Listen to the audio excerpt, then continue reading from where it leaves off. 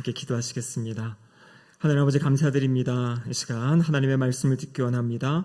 성령 하나님께서 직접 이곳 가운데 나타나 주시고 성령님 능력으로 역사하여 주셔서 하나님의 말씀이 우리의 마음을 치유하고 회복하고 우리의 삶의 방향을 올바르게 세워가는 귀한 능력의 말씀 되게 하여 주시옵소서.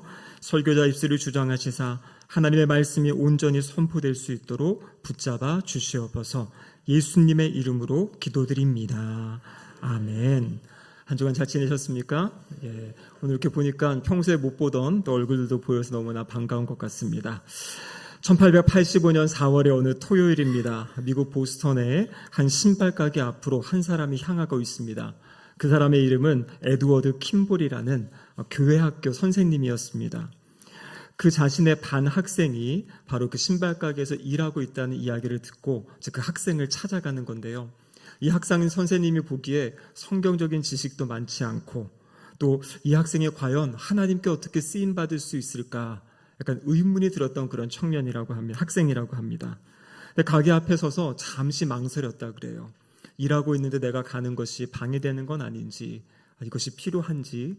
그래서 그 가게 옆을 지나쳐서 가다가 아마 하나님이 감동을 주셨는지 다시 길을 돌이켜서 가게를 찾아가게 되고요. 가게 뒤에 있는 창고에 서서 그 학생에게 어깨에 손을 얹고 그리고 하나님의 사랑을, 예수님의 사랑을 이야기했다고 합니다.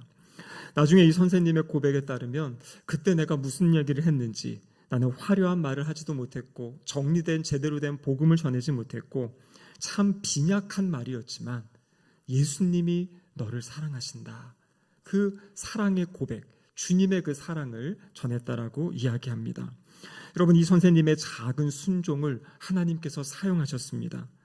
그 자리에 있던 그 학생이요, 그 이야기를 듣고 그 선생님의 그 방문을 통해서 나의 삶을 주님께 드리겠습니다라는 그런 결단을 했고요. 이분이 바로 누구냐면 미국의 수많은 사람들을 하나님께로 돌이킨 바로 D.L. 무디 목사님의 이야기입니다. 이 무디 목사님의 이야기는 그 당시에 선생님이 무슨 말을 했는지 그 내용은 다 기억나지 않지만 하나님이 너를 사랑하신다. 그리고 선생님이 얹으셨던 그 손에 아주 따뜻하고 힘 있는 그 무게가 지금도 느껴진다라고 고백을 하셨다라는 것입니다. 여러분, 그렇습니다. 한 평범한 선생님의 그 떨리는 순종을 통해서 하나님이 한 생명을 구원하셨고요. 또 그 생명을 통해 다른 생명들을 구원하시는 그런 귀한 복음의 역사가 있었습니다. 오늘은 교사주일입니다. 우리 교회, 우리 교회 학교를 위해 섬기는 우리 귀한 선생님들, 우리 교사분들 수고를 기억하는 날이고요. 또 우리 교회 학교뿐만 아니라 제가 생각해 보니까 우리 구역장님들은 또 우리 어른 장년분들을 섬기시면서 또 믿음으로 말씀으로 양육하고 또 섬기는 그런 귀한 분들인 것 같습니다. 또한 이 사역을 감당하는 사람들이 바로 저와 우리 목사님, 전도사님, 우리 교역자들이기도 하고요. 또 결국에 하나님의 말씀을 가르친다 나눈다는 것은 우리 온 성도들이 삶의 자리에서 해야 될 그러한 사명이고 사역인 줄로 믿습니다. 이 사역이 참 귀한 사역인데요. 어떠한 마음으로 어떻게 감당해야 될지 오늘 본문의 말씀을 통해서 우리가 함께 살펴보도록 하겠습니다. 첫 번째로 우리 교사는요, 자신의 약함을 인정하고 온전히 하나님을 의지하며 사역해야 됩니다. 오늘 본문 3절에 보면 이렇게 기록되어 있습니다. 내가 너희 가운데 거할 때에 약하고 두려워하고 심히 떨었다, 이렇게 되어 있어요. 오늘 본문에 보니까 너희 가운데 거할 때, 고린도 지역에서 사역할 때 사도 바울의 마음이 약하고 두려워하고 심히 떨었다, 이렇게 이야기합니다. 이 성경을 다르게 원어에 조금 더 가깝게 번역하면요, 거할 때라는 이 단어가 너희에게 나아갈 때라고 이렇게 또 번역할 수 있다 그래요. 무슨 말이냐면 사도 바울은 고린도 지역에 갈 때도 그랬고 고린도 지역에 사역할 때도 이 마음에 자신의 연약함, 그리고 약함, 두려움, 떨림을 가지고 그 귀한 사역을 감당했다라는 것입니다. 여러분, 오늘날 우리가 보면 사도 바울 하면 신약 성경의 13권의 이 책을 쓰시고 또 수많은 곳에 다니시면서 복음을 전하시고 참 위대한 사역을 하셨죠. 근데 여러분, 사도행전의 말씀을 보면요, 이 사도 바울이 간 곳마다 그렇다고 해가지고 복음을 전할 때마다 사람들이 그 복음을 환영하고 그 복음을 믿고 하나님의 사람들로 변화된 것은 아니었어요. 어떤 지역에서는 사도 바울을 박해하기도 했고요. 잡아다가 감옥에 집어넣기도 했고요. 어느 곳에서는 돌로 쳐서 사람들이 바울이 죽은 줄 알고 성문 밖에다가 내다 버리는, 근데 거기서 다시 일어나고 깨어나서 다시 또 복음 전했던 사람이 사도 바울입니다.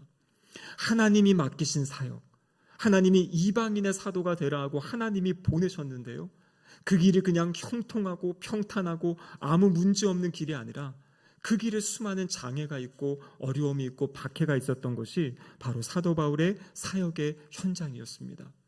그렇기 때문에 바울 사도도 이 고린도 지역에 갔을 때 그 두렵고 떨린 마음으로 하나님이 나와 함께 하시는데 하나님이 어떻게 역사하실지, 연약한 나를 통해, 부족한 나를 통해 어떻게 일하실지, 그럼 그 마음, 그 믿음을 가지고 이 사역을 감당했다라는 것입니다. 특별히 이 고린도 지역, 우리가 새벽 기도마다 요즘에 이 말씀을 함께 나누고 있죠. 이 지역의 사람들은 어떤 세상의 지혜를 소중하게 여겼고요, 말 잘하는 사람, 웅변 잘하는 사람을 높이던 어떤 그런 지역입니다. 또한 우상숭배가 만연했고 도덕적으로도 혼란했던 지역이 바로 이 고린도 지역입니다. 근데 바울사도 그런 환경적인 것뿐만 아니라 내가 전하는 복음이 너무나 소중하고 귀한 것을 알기 때문에 내가 복음을 잘못 전하진 않은지, 내가 전하는 것 때문에 그리스도가 가리워지는 것은 아닌지, 그러한 두렵고 떨리는 마음을 가지고 주님의 복음을 전하는 사역을 감당했다라는 것입니다. 놀라운 것은 무엇이냐면 바울 사도의 끊임없는 고백, 우리 1장부터 나오는 고백을 보면요, 그 연약함 가운데서도 자신을 포장하려고 하지 않습니다. 있는 그대로 하나님 의지하며 신뢰하며 하나님이 자신에게 주신 그 복음의 메시지를 붙잡고 그 메시지를 담대하게 전하는 그러한 삶을 살아갔던 것을 성경을 통해 우리에게 말씀해주고 계십니다. 우리 교사분들도 마찬가지일 것입니다. 또 우리 구역장님들도 마찬가지고요. 저도 마찬가지입니다. 저도 이 설교 자리에 설 때마다, 설교를 준비할 때마다 정말 저의 이 연약함이 느껴지고 하나님 어떻게 해야 됩니까? 라고 간절히 기도할 수밖에 없는 그 마음을 가지고 설교의 자리에 섭니다. 제가 요즘에 이제 예수 제자 훈련을 하며 우리 성도님들과 만나고 말씀을 나누는데요, 사실 저는 그 훈련을 할 때마다 내용은 다 아는 내용들이지요. 하지만 만나는 분들이 다르고 또 그분들의 사정, 환경이 다 다양하기 때문에 언제나 긴장하면서 이분들의 정말 이 4개월, 5개월의 여정 가운데 정말 하나님이 만나주시도록, 하나님의 은혜가 이분들 가운데 있을 수 있도록 기도하며 그 일들을 감당하고 있습니다. 여러분, 하나님이 사용하시는 사람은요, 자신의 강함을 의지해서 자신의 능력을 의지하는 사람이 아니라 나는 부족하고 연약하지만 하나님을 의지하고 신뢰하는 그 사람들을 통해서 하나님이 일하시고 역사하실 줄로 믿습니다. 우리가 잘 아는 모세, 하나님이 모세를 통해서 그 이스라엘 백성들을 애굽에서 구원하시지 않습니까? 근데 모세를 부르셨을 때 모세의 첫 마디가 무엇이냐면, 하나님, 저는 이 입술이 말이 둔해가지고 말을 잘하지 못하는 사람입니다 라고 이야기하면서 할 수 없다고 발뺌을 했어요. 그때 하나님이 뭐라고 말씀하십니까? 누가 사람의 입을 지었느냐? 내가 너와 함께 하겠다. 내가 너희 입술에 할 말을 주겠다라고 약속하셨죠. 그래서 모세가 그 하나님의 말씀에 의지해서 그 사역의 자리로 나아갔던 모습을 보여주고 있습니다. 여러분, 그렇습니다. 우리가 복음을 가르치는, 복음을 전하는 것, 누군가에게 하나님의 말씀을 가르치고 나누는 것, 이것은 정말 두렵고 떨리는 일입니다.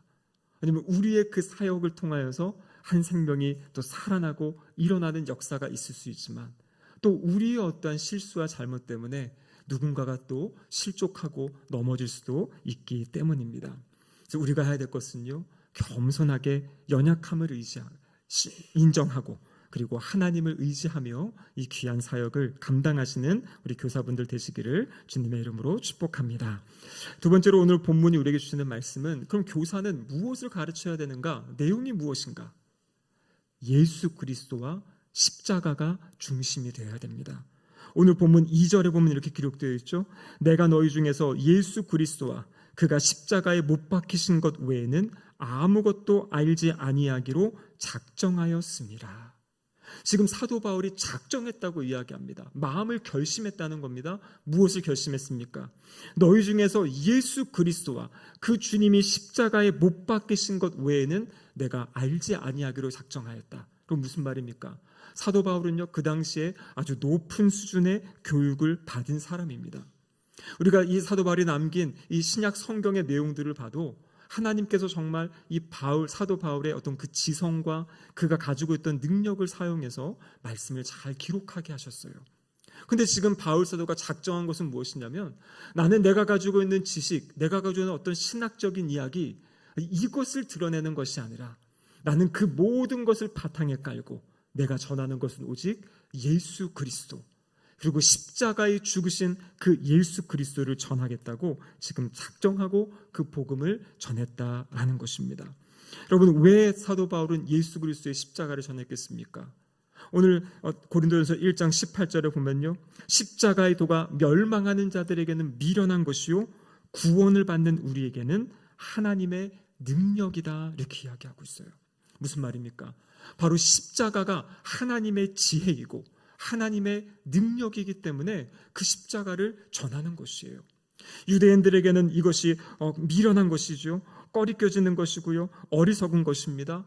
왜냐하면 유대인들 생각에는요, 어떻게 구원자가 신명기에 나와 있는 나무에 달린 자는 저주받은 자라 그랬는데 어떻게 메시아가 나무에 달릴 수 있냐? 그것은 말이 안 되는 것이 아니냐? 화려한 지식, 화려한 언변을 가지고 있던 헬라 사람들에게 십자가에 달려 죽으신, 돌아가신 그분이 우리의 구원자다, 우리의 구세주다라고 하는 것은 받아들여지지 않던 그러한 내용입니다. 여러분, 그런데 사도 바울의 선택은 무엇입니까? 사람들이 듣고 싶어 하는 이야기를 전한 것이 아니라 사람들이 들어야 되는 이야기를 전한 것이에요. 십자가는 바로 하나님의 지혜이고 하나님의 비밀입니다.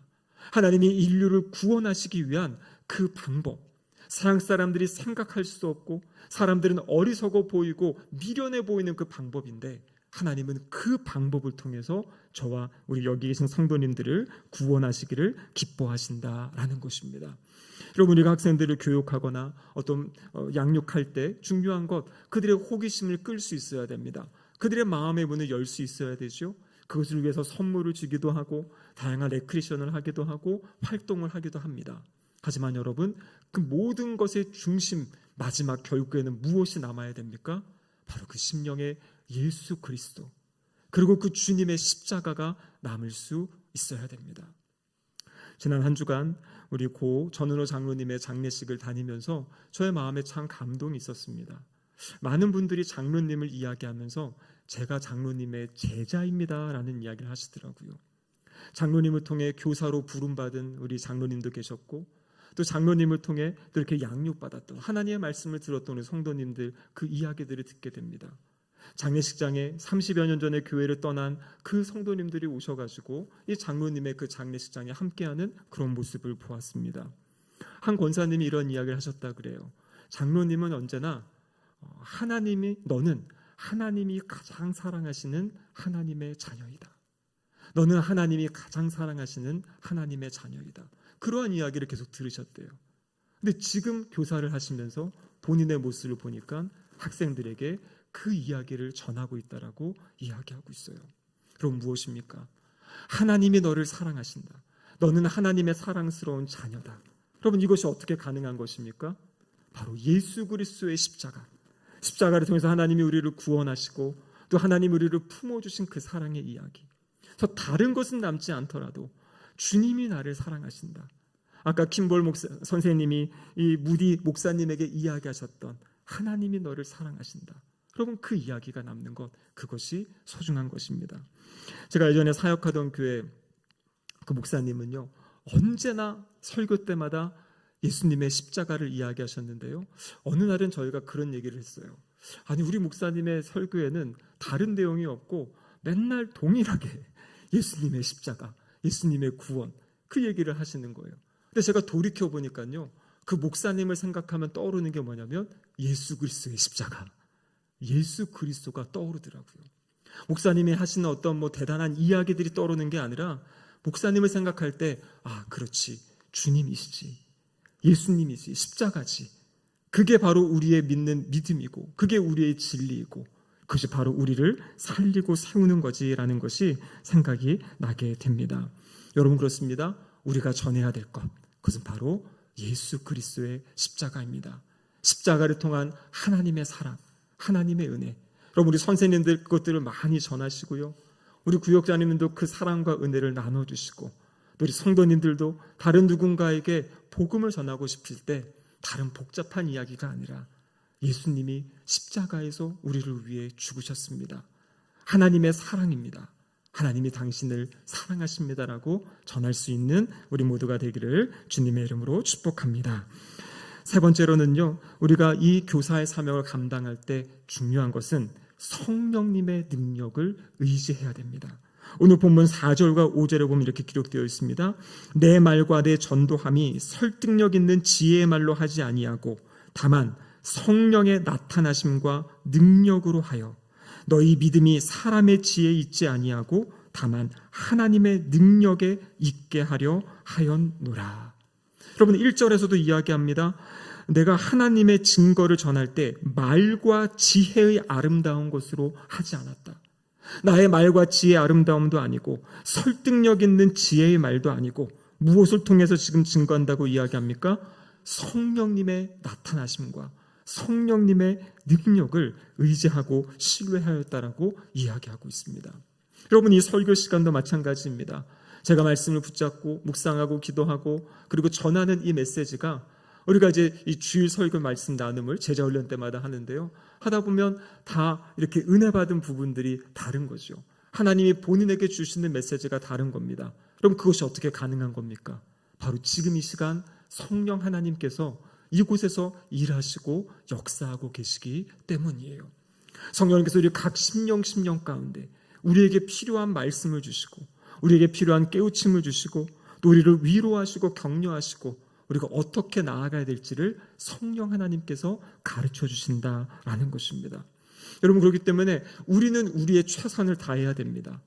내가 하나님의 말씀을 더 잘 알아야 되고, 우리 공과책에 있다면 공과책의 내용을 내가 잘 습득해야 되고 잘 준비하는 것이에요. 근데 우리의 마지막 고백은 무엇이냐면, 하나님, 제가 이것을 잘 전한다고 해서 잘 설명한다고 해서 그 영혼이 주님을 만나는 것이 아니라 오직 성령 하나님께서 역사해 주셔야 그 영혼이 주님을 만날 수 있습니다. 주님을 알 수 있습니다. 라는 그 고백, 그것이 바로 우리에게 중요하다라는 것입니다. 성령님의 역사는요, 어떤 놀라운 기적적인 체험, 여러분, 그것뿐만이 아닙니다. 더 중요하고 소중한 것은 무엇이냐면 성령님께서 바로 예수 그리스도가 어떠한 분이신지를 우리 각 심령 가운데 나타내 주시는 거예요. 성령 하나님께서 주님이 어떠한 분이신지, 주님의 말씀의 의미가 무엇인지를 우리 각 심령에게 가르쳐 주시고 깨우쳐 주신다라는 것입니다.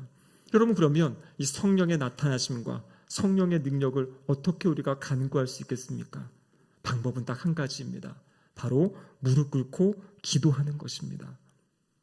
성령의 임재하심을 위하여, 성령님의 나타나심을 위하여, 성령님의 역사하심을 위하여 기도하는 것이에요. 그래서 우리 교사분들, 우리 구역장님들, 또 우리 교역자들이 해야 될 것은 날마다 우리의 그 가르침의 현장에, 우리가 말씀을 나누는 그 자리에 성령님께서 나타나 주시고 성령님께서 능력으로 그 심령들을 만져주실 수 있도록, 만나 주실 수 있도록 기도할 수 있어야 됩니다. 여러분, 그렇습니다. 예수님께서 승천하시면서 제자들에게 마지막으로 말씀하신 것이 무엇입니까? 너희는 이 성을 떠나지 말고 이곳에 모여서 기도해라. 하나님께서, 아버지께서 약속하신, 또 내가 약속한 그 성령이 너희에게 오실 때까지 기도해라. 그래서 120여 명의 사람들이 다락방에 모여서 10일 동안 오로지 기도하기에 힘쓰게 되지요. 그 기도할 때 어떠한 역사가 일어납니까? 성령님이 그들 가운데 찾아오셨고요. 예수님 약속대로 오직 성령이 너희에게 임하시면 너희가 권능을 받고 예루살렘과 사마리아와 온 유대와 땅끝까지 이르러 내 증인이 되리라 말씀하셨잖아요. 성령 충만할 때 성령님께서 우리가 무엇을 이야기해야 될지, 어떻게 전해야 될지 그것을 우리에게 말씀해 주시고요. 그것뿐만 아니라 우리가 그것을 전할 때 그 영혼들, 그 심령들이 주의 복음을 듣고 또 주님 앞에 나오는 그런 아름다운 회심의 역사가 있을 줄로 믿습니다. 말씀을 마무리하겠습니다. 우리 교회에 수고하고 계신 우리 모든 교사분들, 또 우리 구역장님들, 특별히 오늘은 이번에는 우리 새가족 인도하시는, 새가족 성경 공부를 인도하시는 분들에게도 선물을 드리는데요. 우리 새가족분들이 오실 때 또 함께 거기서 나누고 말씀을 가르치시는 그 모든 분들, 여러분 이분들의 수고를 우리가 언제나 기억하면 좋겠고요. 이분들에게 감사를 표현하고 그리고 이분들을 위해 기도해 주시기를 바랍니다. 또 우리 온 성도님들은요, 우리 다음 세대를 위해서 기도해 주시기를 바라요. 우리 교회 학교도 다음 세대고요. 우리 교회 30, 40 세대, 50대 세대도 다음 세대입니다. 우리 지금 60, 70대 우리 장로님들, 어르신들 세대 그 바로 아래 세대. 그래서 우리 다음 세대가 이 교회의 허리가 든든하게 세워져 갈 수 있도록 예수 그리스도의 그 십자가의 사랑과 은혜 안에 우리 신길동 교회가 그렇게 든든하게 세워져 갈 수 있도록 함께 기도하시고 또 이렇게 격려하시고 위로해 주시는 우리 모든 성도님들 되시기를 주님의 이름으로 축복합니다. 아멘. 함께 기도하시겠습니다. 하나님 아버지 감사드립니다. 부족하고 연약한 저희들 귀한 직분 맡겨주시고 영혼들에게 하나님의 말씀을 전하며 나누며 섬길 수 있는 은혜 주심에 감사드립니다. 우리는 연약하기에 날마다 성령 하나님을 의지하며 신뢰하며 기도함으로 이 사역 감당할 수 있도록 인도하여 주시옵소서. 우리의 나눔과 우리의 가르침을 통하여 듣는 모든 사람들이 예수 그리스도를 알게 하시고 십자가의 복음 안에 살아가는 은혜의 역사가 있게 하여 주시옵소서. 예수님의 이름으로 기도드립니다. 아멘.